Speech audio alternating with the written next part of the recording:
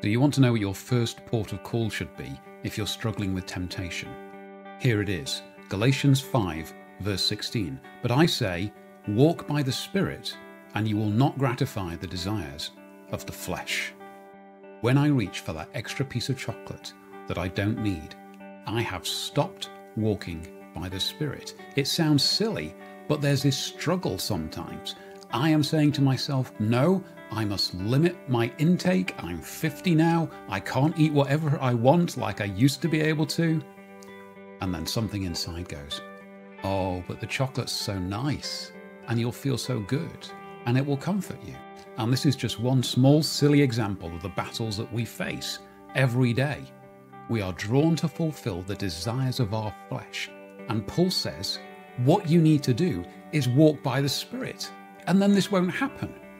Are we saying first thing in the morning when we wake up, it's the first thing that we do, not to reach for our phones or the newspaper, but to reach out to God and say, God, be with me today and help me to walk with you. Help me to walk by the Spirit.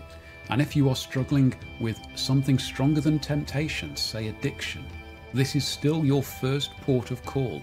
The first piece of medicine that we need in our lives for absolutely every ailment is the Spirit of God. And then in wisdom, we don't stop there. If we are struggling with addiction, we seek help for that. If we are struggling physically, we go to our doctors. If we are struggling mentally, we go to our counselors and our psychotherapists, all of whom have been given gifts by God for our benefit. But first and foremost, my friends, walk by the Spirit.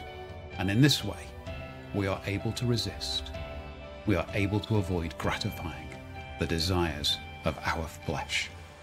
God bless you.